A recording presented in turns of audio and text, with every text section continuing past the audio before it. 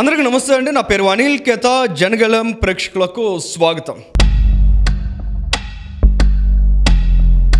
ఇవాళ జగన్మోహన్ రెడ్డి గారి press meet అండి. ఆ ప్రెస్ మీట్లో ఆయన మాట్లాడినటువంటి భాష చాలా బాగా మాట్లాడారండి. చాలా ఇంప్రెసివ్గా అనిపించింది. జగన్మోహన్ రెడ్డి గారు చాలా ముచ్చటగా అనిపించిందండి. మీరు మాట్లాడినంతసేపు మీ మాటలు, మీ సంస్కారం, మీరు రాజకీయాల్లో మొదలు పెడుతున్నటువంటి సంప్రదాయాలు ఇవన్నీ కూడా చాలా వినసొంపుగా అనిపించాయండి. సో ఖచ్చితంగా జగన్మోహన్ రెడ్డి గారి భాషలోనే ఈ వీడియోని మనం అనలైజ్ చేసే ప్రయత్నం చేద్దాం. కొంతమంది గాడిదల కోసం, ఆ గాడిదలు అందరికీ అర్థమయ్యే విధంగా చాలా స్పష్టంగా కొన్ని అంశాలను మనం వివరించాలి.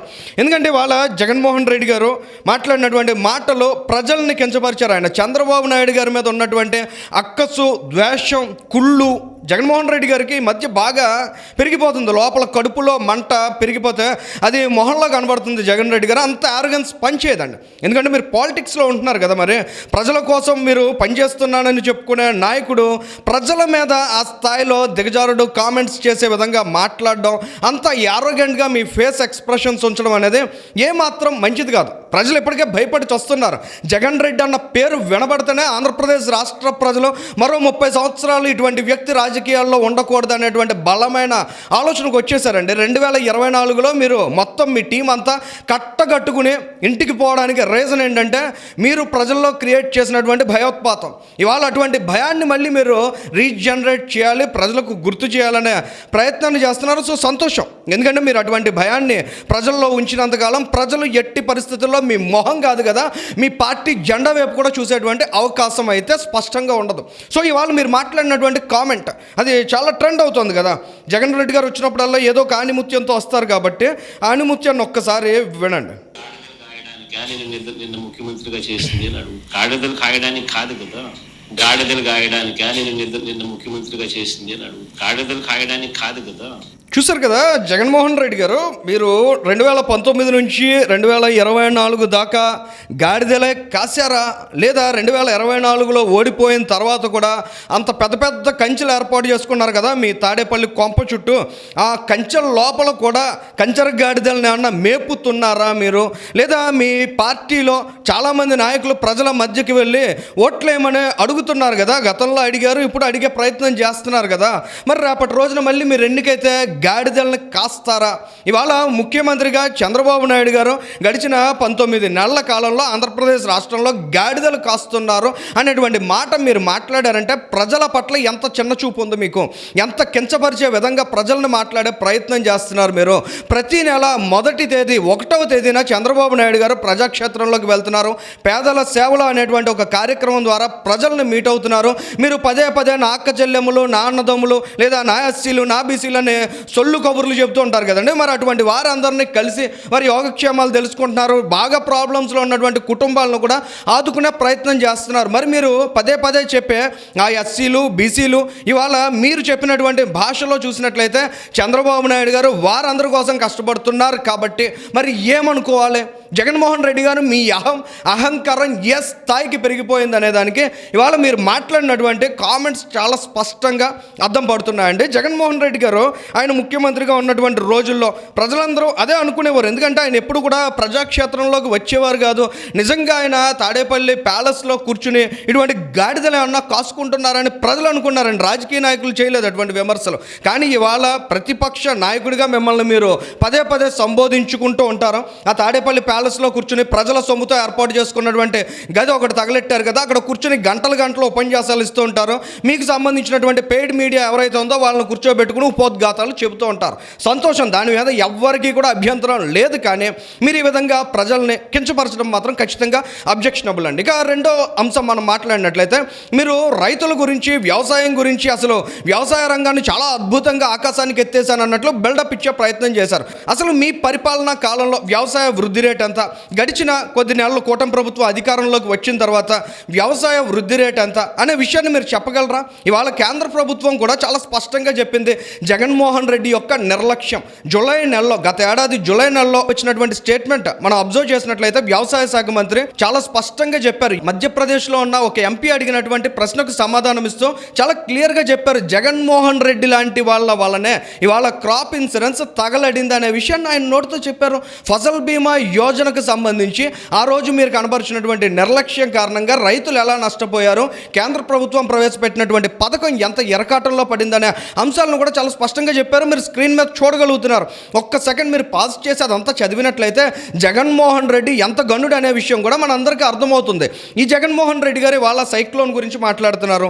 మోంతాజ్ సైక్లోన్ గురించి చెప్తూ చంద్రబాబు నాయుడు గారు బాగా ఎక్కువ హడావుడి చేసేశారు, అసలు అంత అప్రమత్తత అవసరం లేదు అని ఒకవైపు చెప్తారు.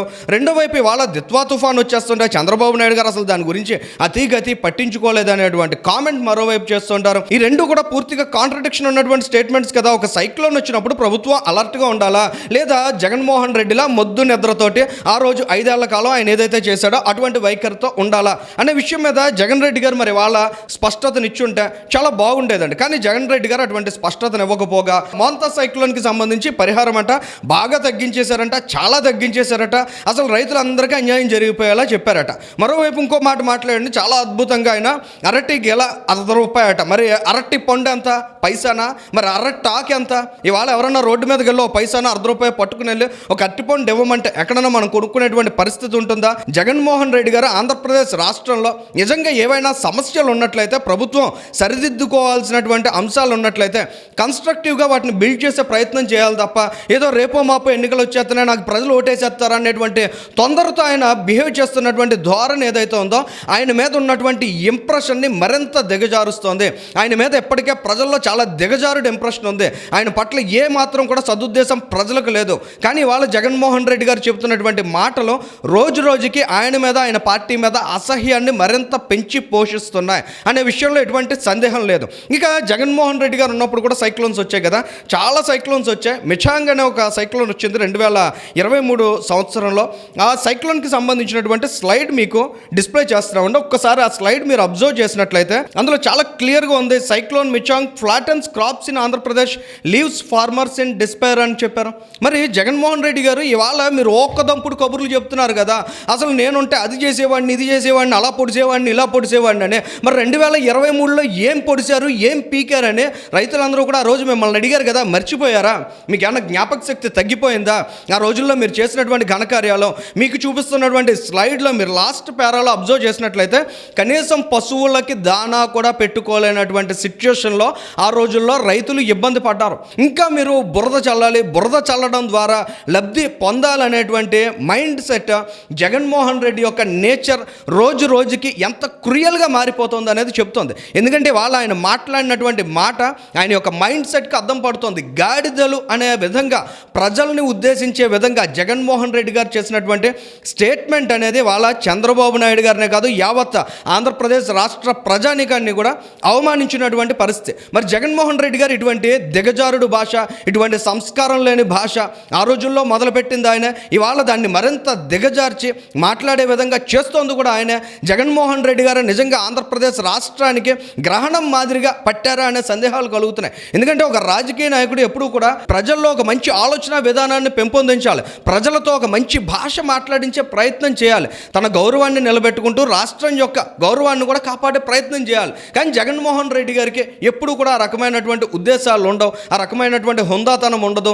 ఎప్పుడు ఆయన మైండ్ సెట్ మనం చూసాం కదా, గతంలో సలహాదారులను కొద్దిమందిని పెట్టుకున్నాడు ఆయన. మరి వాళ్ళందరినీ కూడా గాడిదలుగానే పరిగణించాలా?